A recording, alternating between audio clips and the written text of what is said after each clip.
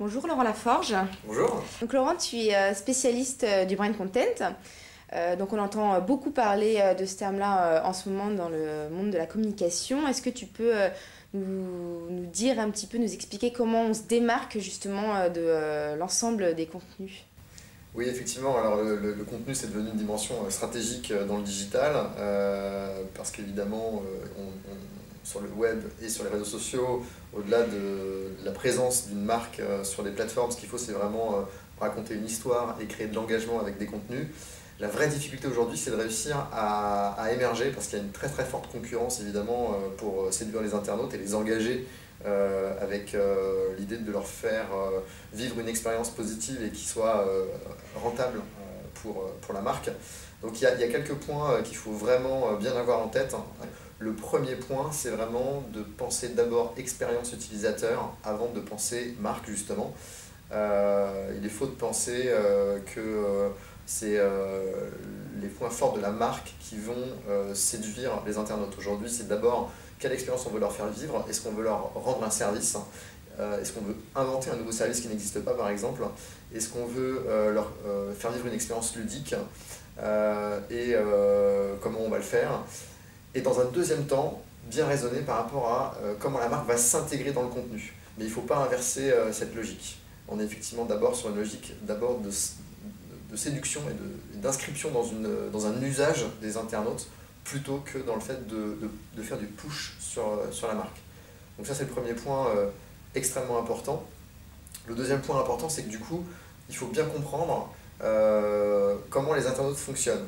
Aujourd'hui il y a un véritable écosystème sur internet qui est d'ailleurs en permanente évolution. Les internautes sont exposés à énormément de messages qui ne sont pas des messages de marque. Il y a beaucoup de contenu créé par les utilisateurs, des vidéos sur YouTube, des articles sur les réseaux sociaux, sur les blogs. Et donc il va falloir effectivement voir comment la marque peut émerger dans cet océan de contenu. Donc il faut bien comprendre ce qui marche, ce qui crée de la viralité, ce qui crée de l'engagement, bien comprendre ce qui n'en crée pas et vraiment s'inscrire dans cette logique d'efficacité. Et puis après, on a un éventail de possibles qui est considérable. On peut créer des expériences ludiques, donc des social games, des jeux interactifs. On peut créer évidemment des expériences multimédia avec de la vidéo. Donc il y a plein de types de contenus possibles. Ce qui est passionnant aujourd'hui dans le brand content, c'est comment est-ce qu'on va adapter une histoire et les contenus qui en découlent à un éclatement des supports. C'est-à-dire que le contenu de marque aujourd'hui, c'est aussi bien sur le site internet de la marque que sur les supports sociaux de la marque, mais aussi les supports sociaux en général, comment le contenu va être véhiculé sur Facebook, sur Twitter, sur d'autres supports, Instagram, Pinterest, etc.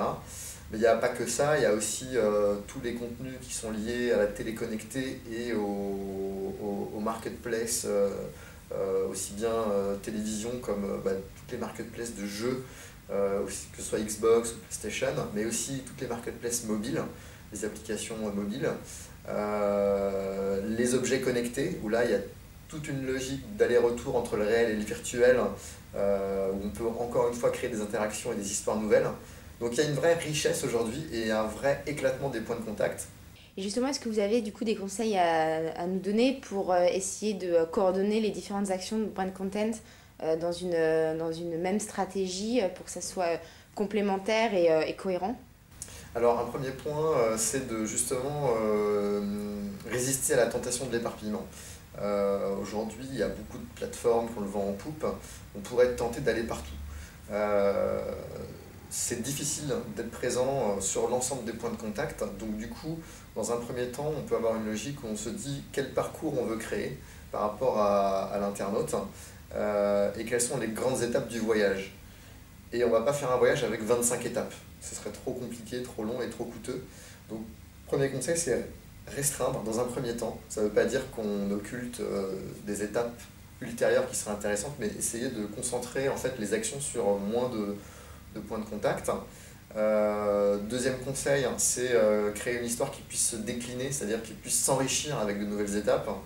Aujourd'hui, on ne peut plus raisonner sans penser au mobile.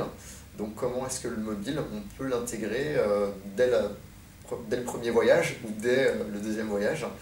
Et puis, un autre conseil, c'est effectivement de bien s'inspirer de ce qui fonctionne dans d'autres pays et de ne pas rester dans une logique franco-française, parce que le web c'est mondial évidemment.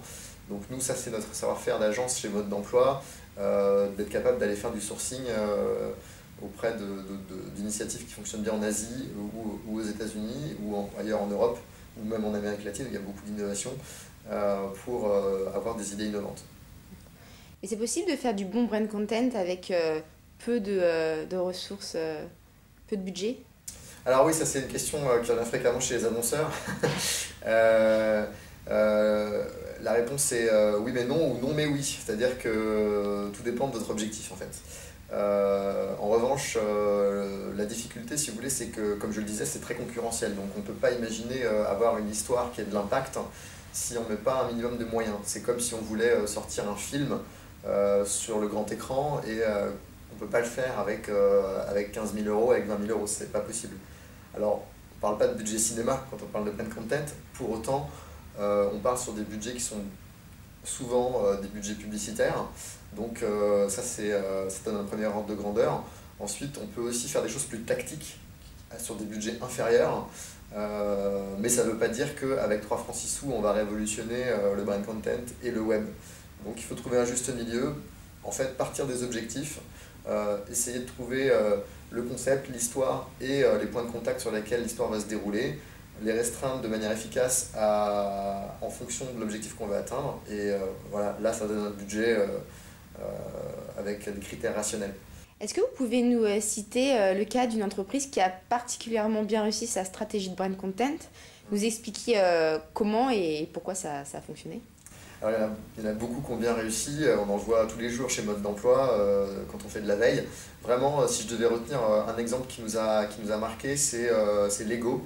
Parce que Lego, ils ont un vrai challenge qui est de réussir en fait à fédérer une communauté immense, qui est une communauté de fans purs et durs, j'ai envie de dire.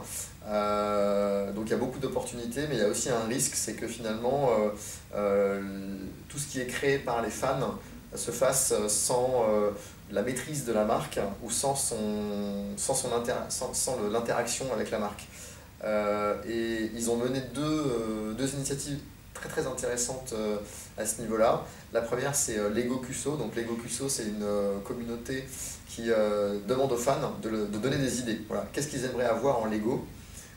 Donc il y a plein d'idées, il y a par exemple des Lego avec des véhicules Star Wars, il y a même un internaute qui a proposé de faire des Lego à partir d'un jeu qui s'appelle Minecraft, qui est un jeu qui a très bien fonctionné, et les créateurs de projets vont ensuite médiatiser leur projet depuis la plateforme Lego Cusso sur leurs propres réseaux sociaux, donc Facebook, Twitter, etc. Et s'ils réussissent à générer 10 000 votes sur Lego Cusso pour leur projet, et bien le projet va être mis en œuvre, va être créé en fait d'un point de vue industriel par Lego.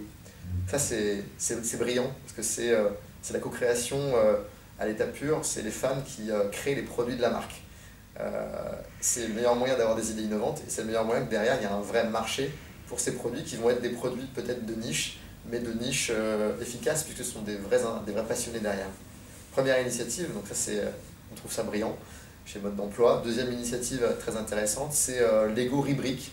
Lego Rebrick, c'est un peu un réseau social de passionnés de Lego pour permettre aux fans de partager leurs créations auprès d'autres fans de la marque. Parce que finalement, quand on crée un bateau immense ou quand on crée un vaisseau spatial avec des Lego, on peut le partager sur sa page Facebook, on peut le partager sur Instagram ou sur Twitter, mais on a envie de le partager auprès d'autres personnes qui elles-mêmes font des belles créations avec Lego. Donc le fait d'avoir Lego Rebrick, c'est un deuxième débouché pour les créateurs de Lego, et c'est une manière finalement d'exister dans une communauté qui est la communauté des gens qui aiment créer des nouveaux objets avec Lego.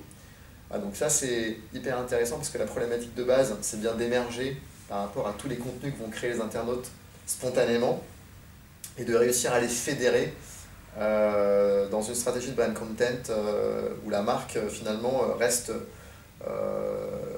organisatrice, ou en tout cas un style du service et de l'entertainment. Et donc, ils ont vraiment réussi à trouver les bons moyens pour le faire. Donc voilà, ça, voilà, on est fan. D'autant plus qu'elle ne crée pas les communautés, elle utilise les communautés qui sont déjà préexistantes. Voilà, exactement. C'est-à-dire que le travail de création de communauté est déjà... il n'y en a pas, c'est-à-dire que les communautés existent, elles sont là. Elles produisent beaucoup de choses. Il ne restait plus qu'un espace sur lequel elles puissent s'exprimer et puissent être valorisées par la marque. Donc voilà, chapeau quoi. Merci beaucoup Laurent d'avoir répondu à nos questions. Au revoir.